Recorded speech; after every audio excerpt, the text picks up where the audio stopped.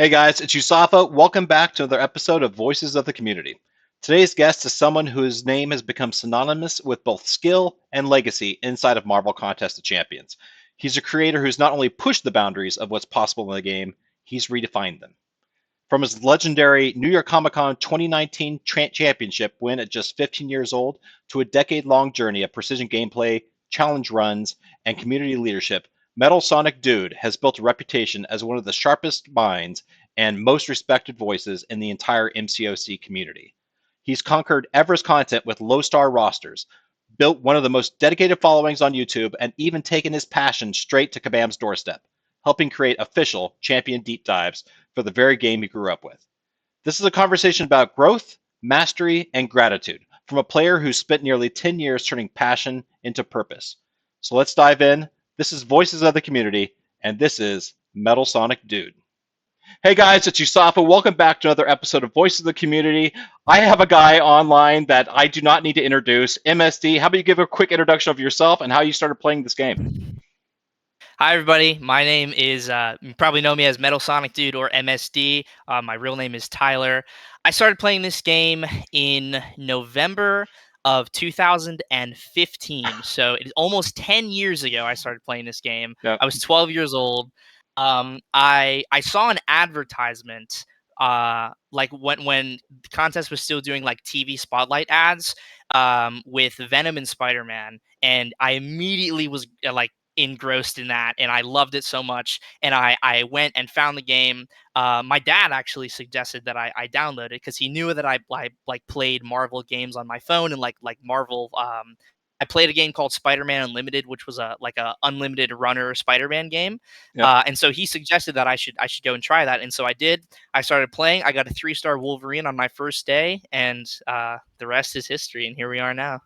Yeah, I was chatting with Karate Mike on Discord the other day, telling we were talking about how great it was that you volunteered to do this interview, and we both shook our heads when we found out that you started playing this game when you were 12. What you were what, fourth grade when you started playing this game? No, no, no, not fourth Oh, grade. okay, I was in. sixth I grade. think I was in sixth grade. Yeah, Sixth I think I was sixth in grade. sixth grade. Yeah, we're you make us feel old, man, but yeah, Uh, you're making me feel young just talking to you. Your energy is absolutely contagious. So awesome. oh, thank you, man. So I first recognized you, or I first saw you back in 2019. It was right before I joined my current alliance, and I was watching the live stream out of New York Comic Con, and there you were, New York Comic Con 2019, and we got this kid coming up, and he is just kicking everybody's butts. You were just 15 when you won that. Is that correct? Yeah, 15. Yeah, Jesus Christ. And you winning that competition really launched you into the stratosphere with regards to the community and recognition of who MSD is. When you look back on that day, how did it change your relationship with the game and the people around you and the community that you were involved with? That was a huge day for me. Just that whole event was kind of like a fever dream. Yeah. So I had gone to the Comic-Con in 2017 when I was still just a fan. I wasn't like a super hardcore player at the time. I just wanted to go and meet like the YouTubers that I watched as a fan. So I wanted to go meet Seaton, Brian, Yep. Lagacy, people that I consider now to be my friends. I wanted to go meet as like just a fan of their YouTube channels. Yep. And after that, and kind of watching that whole scene at Comic Con for the first time go down, I knew that the next time I was going to go to like an in-person event, an in-person tournament, that I had to win. And Yep. that was my motivation to go back in 2019, and to be on that stage, and also to be with Seaton at the time, who would like he still is the most recognizable person in this entire community, Yep. and to like kind of get his approval and validation throughout that whole day, and like kind of get his nod of approval, and of course, winning the whole tournament, and being in that environment, and like being accepted as like just as this little kid who, Yeah. this whole crowd of like pretty much adults playing this game, and then it's me and my dad who brought me to New York. So thank you, Dad, for taking me out there. Um, like that whole thing going down just completely changed my like perception of what I should be doing. Like I knew right then and there after winning, I wanted to go into content creation. I wanted to Yeah. kind of like ride the wave of notoriety that I had gained from Comic Con and like become a content creator and establish my niche and kind of put my foot down and say like this is who I am, this is what I do. That's that's amazing. So you've been at this game for what, 10 years now, and and just looking at your account and watching your videos, your account has now grown to like a 10 million rating, which is fantastic. Huge milestone. What does that number actually represent to you? That growth in your account and the level that you're currently at? Yeah, so I believe November 26th will be like a full 10 years for me. Yeah, So we're in November, so we're basically like at that point. We're a couple of weeks away from that, yeah, and start and like hitting 10 million hero rating. I did that, I think, like 1 or 2 months ago. That's a huge milestone for me. yeah, I always remembered Legacy and Brian, or Brandon and Brian, always talking about like the race to 10 million and like the race to that level of hero rating and who can get there first. And I knew like my account wasn't at the level of theirs, and like I wasn't in the top alliances to get those rewards to like boost yeah, my hero rating that much. But always kind of in the back of my mind, I was like, oh, it'll be nice to hit 10 million. And it's kind of nice, and it's very like sort of like fun timing, and really fortunate timing to coincide with the 10-year anniversary of me playing to also hit 10 yeah, million hero rating. It's a nice combination. But I mean, it's not like this, it doesn't hold a lot of weight in terms of like, oh, I worked really hard for this and like 10 million meant so much to me. It's kind of just like a nice recognition of how long I've been at this and the consistency of which yeah. I've been at this, because to build an account of 10 million hero rating, like you can't do that in a year. Right. That's a process that takes years and like dedication to the craft, ranking up characters, committing to the game, and being involved at a level that most people like don't get involved in mobile video games specifically. Yeah, So it's a nice like sort of a little symbol of dedication and willingness to play and willingness to yeah. like stick to it. So yeah, like those two things coinciding is a fun little moment for me, and I'm happy about it. Well, you also maintain a separate account, right? Fiker Miker. Yeah, Yeah, so yeah.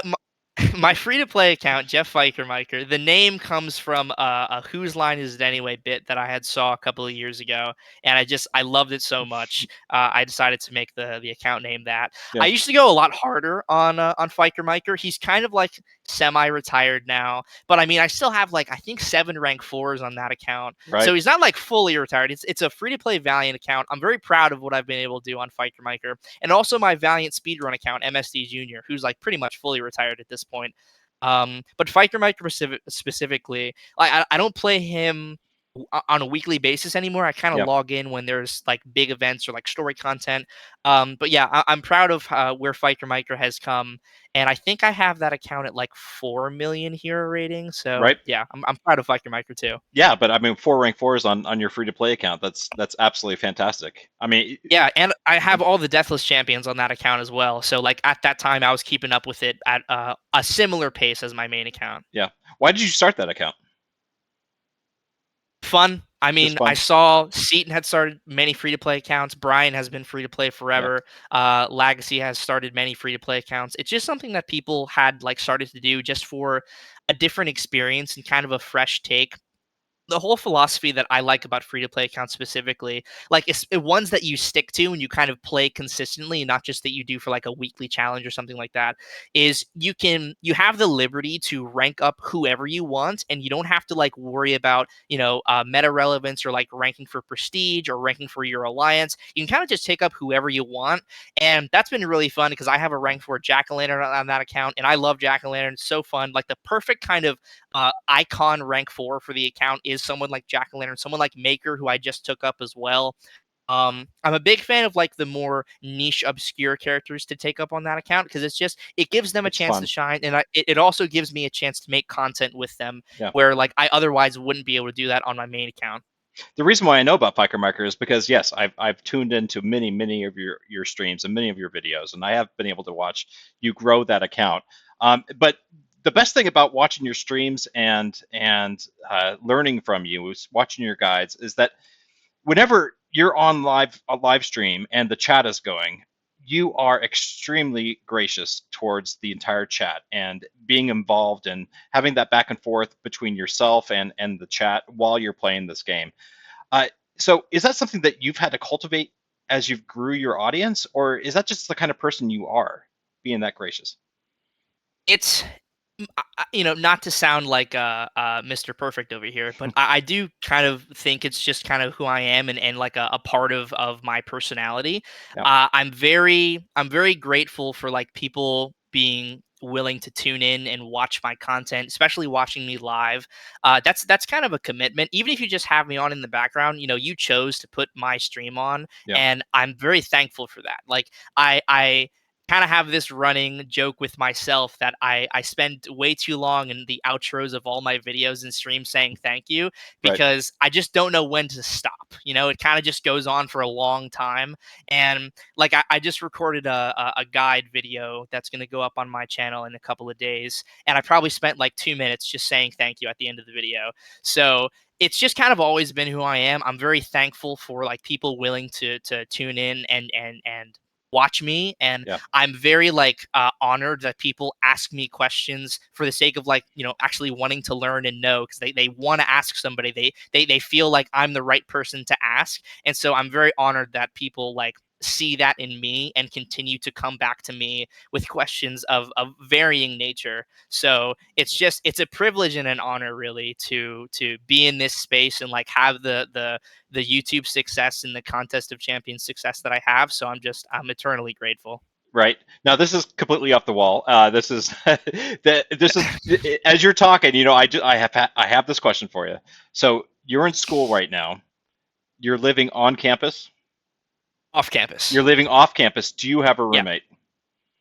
I have two roommates. One of them is my brother. Okay. Okay. What do they think about you streaming while you're living with them in this off-campus apartment? They're cool with it. I mean, my Yeah. brother knows what I do, so he's very used to it. And like when I'm home or when we were at our other apartment last year, he's very aware of like how the kind of how the whole thing goes down. Yeah. And I've been pretty lucky that most of the roommates I've had are very understanding, and they're more intrigued than like concerned with the fact that I stream and like I Yeah. talk to myself in a room for 2 hours straight. So it's pretty fortunate that like most of the people I've been sharing a room with, whether it was on campus, because I did live on campus for my first 2 years, Yeah. or like in off-campus apartments, like most of the people that I've lived with are pretty cool with what I do. Right. Did you start your YouTube channel right after 2019, or were you streaming beforehand? So I had the YouTube channel prior, but Yeah. I was not a content creator. I just sort of had it. I had maybe uploaded like a couple of videos, Right. and I was not anywhere. I was not like a fully established, fledged content creator in any sense of the Right. word prior to that. But so over the years, the content that you've created and placed in your channels has changed drastically. You used to do rapid fire bus clears to deep dive analysis to long form challenge runs. How has your creative process evolved, and what excites you about the content that you make nowadays? Yeah, so I've been through a lot of different stages of my content creation career. I've been doing this for 7 years now and Yeah. counting. In the stage that I'm in now, I feel more like I want to educate and sort of give back and help people learn and understand characters and like game mechanics and things like that. And that's kind of the approach I've taken for the past year. I feel very fortunate, like with just my own personal ambition. I don't really have a lot of things, like I don't really have anything left in the game that I haven't been able to do or been able to accomplish. And I'm proud of that fact, because I've been playing this game for a long time. Yeah. And everyone has their own sort of personal goals of like things they want to do, whether it's just strictly within the context of the game or like going and winning a tournament, or like whatever the case may be, having a certain prestige. So I'm at the point where I don't have anything left that I'm like yearning to achieve, which I'm very thankful for, because I'm like a perfectionist in recovery. I used to be super hardcore about like I have to do everything perfectly, and if I don't do it, it doesn't get uploaded. I've learned from my past ways, Yeah. but nowadays I'm more in like the educational stage, where I'm making a lot of how-to videos and a lot of like step-by-step guides and sort of informational content, like sharing the knowledge that I've gained over this past decade, and Yeah. giving it to a new generation of players, and also a generation of players that maybe doesn't know certain things and would like to learn. So it's been like a wild ride of just positive ebb and flows, you know? Yeah, I've noticed that just recently, I would say the past couple of weeks, you've been coming out with a flurry of how to use Yeah. these champion videos, and they're absolutely fantastic. I mean, the quality is beyond perfection in my opinion. So I think you're Thank doing you. a great job with those.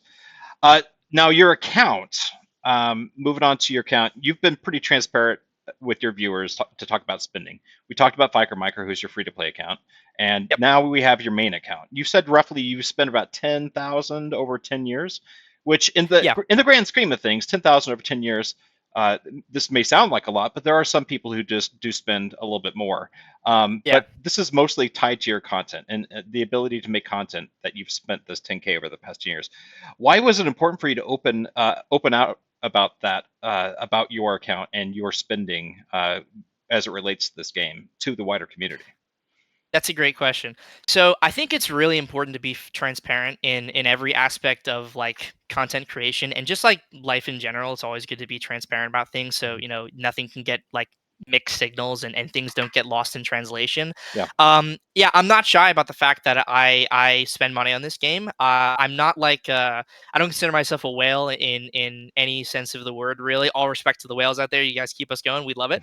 But I like to think of myself nowadays as more like a dolphin. yeah, I spend on like the big events throughout the year, and if there's like a really good offer, I'll definitely pick it up. But it's important to me to be transparent about that because, like as a content creator, I want my audience to trust me and trust the fact that like the information I'm telling them is truthful. Because yeah, if you were to look at my account right now, my main account, Metal Sonic Dude, that's not a free to play account. no, That account like doesn't have the sort of ability to be free to play right, without like spending my entire day grinding arena every single day to get every aspect of like the roster that I've built. And right, even then it wouldn't really match up to like what an account that has some spending on it would reach, you know. yeah, So it's important to be transparent about that because it kind of gives people ease that they also spend. Like when you hear somebody say, "Yeah, I do this too," it kind of gives people like it's not just me. It's not just me like doing this spending. I don't have to feel as bad about it. Like the content creator I'm watching is saying, "Yeah, I spent $500 on the last sale," yeah, and I'm not shy about saying that. Because like you said, it is all like to put back into the channel, to put back into my account, because that's how I continue to make content. Like yeah. spending on the sales gets me characters, gets me rank up resources to then make content so that I can educate or entertain people, or a little bit of both if things go well. Yeah, and just to be clear to my audience, I do spend a buck or two every now and then, so I don't want anybody to be surprised. Yeah, I've heard just a Yeah, little just a bit, little bit, just a little bit. So you are in the content creator program, Yes. which many great creators are. About middle of September this year, they released a program called the Content Creator Code Program, where they selected a beta group of 15 or 16 people, creators in the CCP, to accept or to get a creator code, so that listeners and viewers of your channels, your stream, your content could input MSD into the web store to provide a little incentive for you to continue making the content that you make, additional quality, additional quantity. So you were involved in that first group of 15 or 16 of the in that beta test. How did that make you feel with regards to being invited into that initial program? I was thrilled. I mean, I was incredibly honored to be selected as part of the group. Yeah. I'm not unaware of like the presence that my channel has in the YouTube sphere. Like I know that I have I'm within the top 10 of most subscribed content creators in the entire community. Yep. So, like I know I have kind of a presence, but I'm not gonna be like expecting things from like Kabam specifically with the content creators. Like I'm not gonna be like waiting for a handout, like saying, "Yeah, yeah, I deserve this." Yep. But it was very nice to receive that message and to be invited into the program, and it's been great. I mean, it's been a wonderful experience just to see the support, like to see names that I've maybe never seen in a live stream stream chat, or I've Right. never seen like comment on a video using the code. It's just like it's a really nice reminder that there are a lot of viewers and like a lot of people who consume not just my content, but just the content of us creators in general that never say anything in live streams, never comment on videos, they Right. never like do any sort of active engagement, but they're still there. They're still there. They're still subscribed. They're still watching, and they just show support in different ways. So I'm very grateful to be in this CCP like code program, and I'm really excited for the future of it, and Yeah. I hope more creators get invited to it because it really is just a wonderful incentive. So you get to see the list of subscribers or people who use your code in like a monthly readout with regards to the Yeah, creator code. That's fantastic. I'll get like a notification when the code gets used, Oh, really? and Okay. it's really cool. Yeah, it's really cool. No, that's fantastic. No, I can completely understand how it's nice to see all of those people that are watching your streams and know that you're actually having a impact on their ability to play this game. No, that's Yeah, fantastic. absolutely. All right, so just want to let you know, I have a group of people that I talk to, and it's on my Discord server, and I let them know that I was going to be talking to Tyler tonight, and I solicited them for some questions, and so I'm going to sprinkle some of those out in Yeah, this interview. Uh, let's do it. the first question that I'm going to sprinkle into this interview is kind of I don't want to say an elephant in the room, but I think we should address it. Okay, Sure. collaborating with Kabam. Yeah. You announced months ago that you were going to begin working on the champion deep dives. How has that work been going, and how has collaborating with Kabam affected your relationship with the game? It's been great. I mean, I've had nothing but positive experiences. It's been such a wonderful thing to like get this opportunity, this incredibly wonderful Yep. opportunity to work on the champion deep dives. And it's just given me like a whole new like way of looking at the game, and like the deep dives themselves are like helping to promote the characters, Yeah. and I'm like I'm an aspect of that now, and I can help like promote the characters in the way that I'm doing, getting the capture footage. So it's a wonderful experience, and I'm incredibly fortunate and grateful to have it. And I'm really looking forward to continuing this process because it's been great. So when are we going to start hearing your voice over the champion deep dives as opposed to Karate Knight? I don't know, man. I don't know. Who knows what the future holds? Yeah, yeah. When you first announced it, I was like, okay, next champion deep dive, we're gonna hear Tyler as opposed to Mike. Oh man. Make it a little, do a little change, put a little spice in the champion deep dives. All right, so low star challenges and skill expression. You've built a reputation, and everybody knows MSD because you take crazy fights. I mean, crazy matchups that nobody would ever do. And when we're talking about different kinds of champs, different types of rarities against really in-game content, absolutely crazy. What sparked you first to drive and push limits like that? I mean, nobody in their right mind would do that, man. I mean, but what made you? So, I got to a point in content creation where I this was still when I was in like a very perfectionist mindset, Yeah, and was kind of like trying to do everything I could to prove myself and like put content out there that I could be proud of. Like the summer of pain had just started. It was like the first sort of seasonal Everest content that Kabam was releasing, and I decided to do that with the 2-star She-Hulk, and that's kind of what started this whole thing. Is doing that, yeah, and that's where like the motivation really started. Is I was able to do that, and that video did really successful. It was incredibly well received, and so after that I kind of got the bug. And I got to give a huge shout out to Happy McMuffins because that guy, unbelievable player. yeah, He was a guy that also started to do that as well, and we kind of had a really cool back and forth over the summer during one of the seasonal Everest content releases where we kind of would go back and forth with it. But I really stuck to it for a while, and like I kept at it because it was the type of content that pushed my limits like to the absolute threshold of my ability to play this game. yeah. And like that's what I love to do. That's kind of like the thing I fell in love with the most in terms of skill expression in this game is doing that, because like that's essentially like anybody who has the character can like do that, but nobody wants to do that. I want to do it because I find it to be like, okay, this is what I want to do. This is how I feel like I can express my skill in this specific way, and it just gives me this sense of like gratification and validation for Yeah, myself, that like, hey, I did that and I'm really proud of that. And I carried that for a long time, up until like basically the beginning of 2025, when I had more things going on where I couldn't really commit the time to it that I wanted to. yeah, But up until then, like I have a huge playlist of stuff like that, and it's the content that I'm most proud of on my channel, because it's like all self-inflicted, but it's self-inflicted stuff that like I find to be the most difficult thing that I could possibly do. yeah. So, second question from the Discord, kind of related. It's you also have done some crazy runs, especially with I believe it was Necropolis that was most recent. But you do some crazy runs, long runs. You do an incredible amount of planning before you do these runs. What kind of resources, time, dedication, planning does it take? How much time? What's your process when you start doing those runs before you actually get on stream? Yeah, so it really depends on the content. Like if I'm familiar with the content like Abyss, it doesn't Yeah, really take me as much time to plan through it, because I really have most of the map and most of the fights just memorized at this point, because I've been in there so often. And like the Abyss Collector, like I know I could read his ability kit by closing my eyes.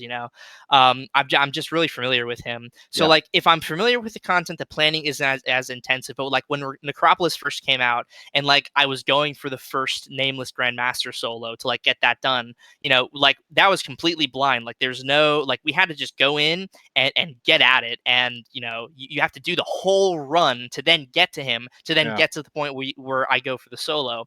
So like planning out the paths and planning out the runs, rewatching my own live streams and live streams of others is really helpful to see like how other people tackle it, if there's an option that maybe I'm not thinking of to use for a certain fight, especially in like itemless content where it's really specific, like the way you have to play yeah, is a lot safer. Like you have to obviously play well in itemless content, but something that I think people maybe not like don't understand, but like the perspective shift of like itemless content is you have to be a lot more methodical and kind of slow things down a little bit, because you're trying to play so you don't have to use any items, which means if you make a mistake because you're trying to go too fast, that can kind of capsize the whole run. yeah, So when it comes to things like Necropolis and things of that nature, the planning is a lot more stringent. I don't ever make like a document for planning per se. I kind of just do a mental map of things. I like to think I have a pretty good memory when it comes to this game specifically, and I can just sort of mentally plan out like, okay, I'm using this character for this. This is the strategy. I'm using this yeah, character for this. This is the strategy. And when it comes to like boss fights, like the nameless grandmaster, it's just like really locking in on the muscle memory. And I'm very familiar with the original Grandmaster. Obviously, the nameless one has a lot more tricks up his sleeve. yeah. But just like being comfortable in that environment, having like the plethora of ability to kind of handle things in the fight, and fights prior building up to him. Um, it's it all depends on the content. So like newer stuff obviously takes more time, but if I want to go back and do like an itemless abyss run, I can kind of just jump in with a little bit of planning and just kind of build the team out. Yeah. Yeah, I mean, so that answer is going to piss a lot of people off because I mean, a lot of us before we jump into this in-game content, if we don't first watch your video, we do a lot of planning, a lot of spreadsheets. I've talked to a lot of people who just spreadsheet it all out before they actually jump Yeah, in. yeah. And your ability to just jump right in and know exactly what champs you need to take as counters for other champs, how to use them is it just is going to make so many people mad. Next question from Yeah. the next question from the Discord. If She-Hulk is ever introduced in the basic pool, will you ever pull another 7-star again? No. I knew you would. So I was watching a recent stream of yours. I don't know if it was a stream or I don't know if it was a video that you released, but you were still rocking the unduped 7-star She-Hulk. And I know why. I mean, because she kind of loses a little oomph when she gets duped. But I mean, yeah, if she ever gets introduced to the 7-star pool, general pool, I really doubt that you'll ever pull another 7-star. So Yeah, I would I would find a way to get other 7 stars. there Yeah, you go. I just There you go. All right, I got some rapid fire questions for you. let's do it. I don't want you to think. I want you to Okay, give me your honest, quick opinion. no thinking. Yeah, no thinking. Just blurt it out. You ready? I'm ready. First champion you ever pulled. 3-star Wolverine. 3 Silver Wolverine. Favorite Marvel character in and out of the MCOC. In MCOC, She-Hulk. Out of MCOC, um, Venom. Venom. Okay. Worst nerf you ever lived through.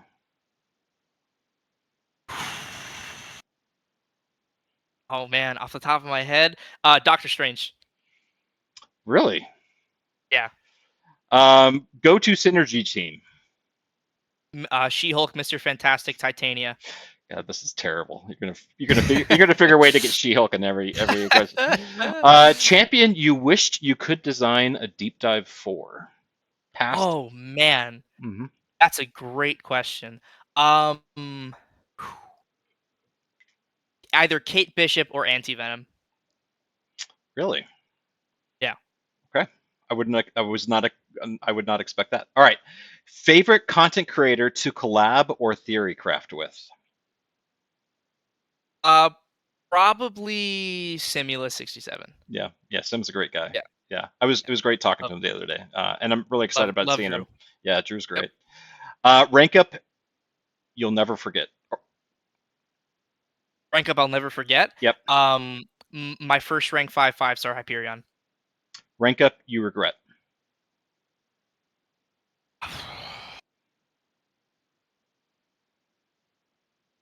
I ranked up my 6-star Carolina Dean to then pull the 7-star. So I guess the 6-star. Yeah. Okay.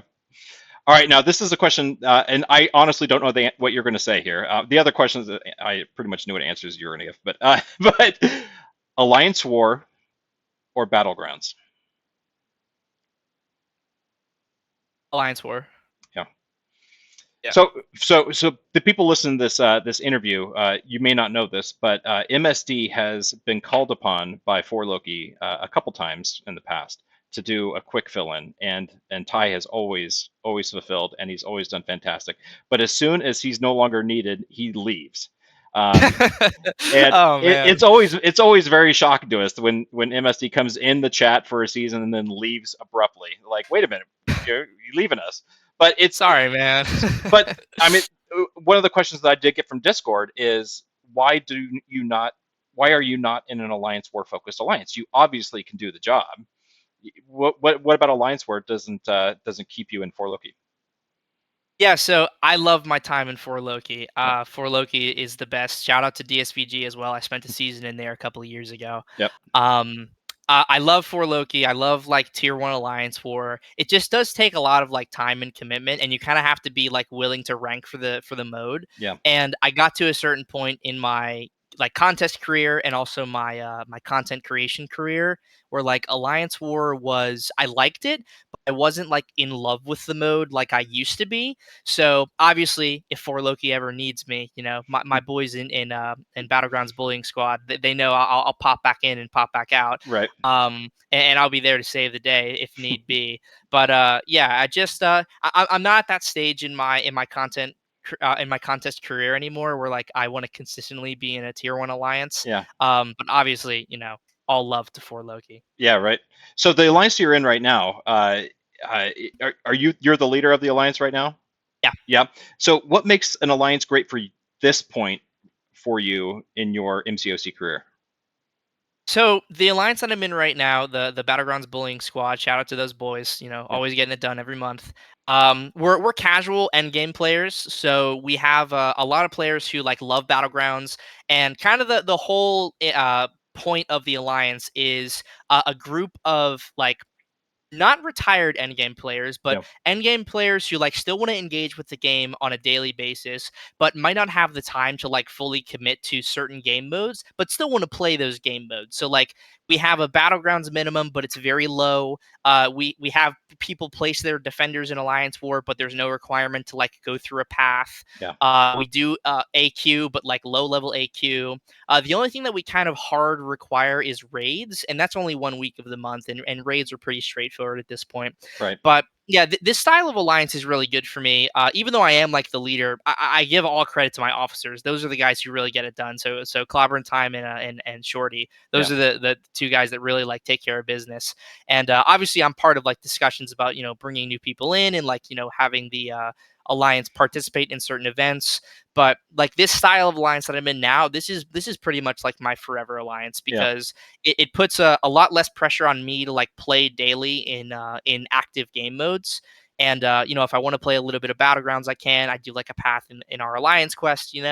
I do a path in our alliance war if like we want to kind of get our little bit of radiance up for the alliance war season. I'll help out there. But this style of alliance is a lot better for me now in terms of like time management. Right. Yeah. This game is a lot about time management because you could let Yeah, it. absolutely. Yeah, you can let it subsume your entire free time if you wanted it to. Yeah. Yeah, Yep. absolutely. So moving on from alliances, now over the years you've made a lot of long-lasting friends, both in game and outside of the game, across the broader community. How have those relationships influenced your growth both as a player and as a creator? I mean, great question, by the way. Mm. The relationships that I've formed are like pretty much lifelong friendships. Yeah, Like I have met so many wonderful people, you included, who are just like such wonderful people to be around. You can have a great conversation about the game or about things that have nothing to do with the game, and it's just so wonderful to like have such a great collection of people in my life now that we all have a shared commonality. We all have a shared love and like affinity for this game. But we also have other things that we like that we can talk about and collaborate on and like bond over. So I mean, I know I saw Drew's interview, and Drew, myself, and BMX have a group chat where we talk yeah, on it like a daily basis. And I met these guys through Contest of Champions. I yeah, met them through MCOC. So and like I'm great friends with Mike and so many other people, Brandon, Legacy, Seaton, Brian. yeah, The list goes on of people that I communicate with on like a daily or weekly basis, and like these are my friends now. And I started as just a fan. I started as someone who would be watching these people on live streams, never thinking I would get to the point where like I'm kind of part of that collective now, yeah, where when people name YouTubers, like I'm somebody that gets named. And that's still like sort of a little jarring to hear because you hear like the big three, Seaton, Brian, Lags, yeah, and then people start saying my name or like your name or Rich the Man or Simula or Brendan, um, and it's really cool to like be included in that group of people. yeah, And it's wonderful. Like I wouldn't trade these relationships for the world, and I'm so happy to have them. And yeah, lifelong friendships for sure. it, yeah. it has it has helped me be a better person and just like form those in-person relationships. And like being a content creator, collaborating with these people and like getting their advice, and getting like thumbnail advice from somebody or giving input on a video idea. We just like collectively help each other, and it's very copacetic. Yeah, yeah. No, I remember 2 years ago when the first Battleground Ball happened, and Yeah. that was my first ability to actually go out and meet other players of this community. And if you're not able to meet, and one of the great things about being a content creator is you don't feel as isolated and alone, because if Yeah. nobody plays the game with you or around you, you feel like you're this one singular isolated person that is playing this game. But then when you start Yep. engaging with the larger community, and when you're actually able to go out and meet them in person, the entire world opens up. The aperture of who plays this game and the friendships that you can make outside of your isolation, it just grows exponentially. So I love it. I love this community. I love this game. I love the thought of being able to come see you guys next weekend. And Yeah. shake your hand and physically greet everybody. It's going to be fantastic. Um, Yeah. I can't wait. all right, so I've got just a few more questions for you. The first one is, I mean, you've already achieved so much in this game. I mean, the New York Comic Con champ, the official deep dives, being able to start collaborating with Kabam, your own challenges, nearly a decade in the contest. When you think about the next few years, what are you still hungry to accomplish? Honestly, at this point, I just want to be a resource of like knowledge and information for people to come to when they need help. Yeah, I'm at the stage, like I mentioned earlier, where like what I want to do now is give back and provide a place where I have all of these videos and all of these like accolades and stuff that I've done, and people know those things, and they can go and watch them, or they can go and learn from them. But like explaining things in the actual like educational informational sense in like in a dedicated video for a character, for a piece of content, for a boss guide, yeah, that's kind of the thing I want to do going forward now, is to just kind of give back. I've been given so much by this community in the last 7 years, and I'm eternally grateful for it, because I wouldn't be in the position that I'm in with my career and with my content creation without the community and the trust they've given me and the willingness they've given me to like watch me and keep going with me and go on this journey with me.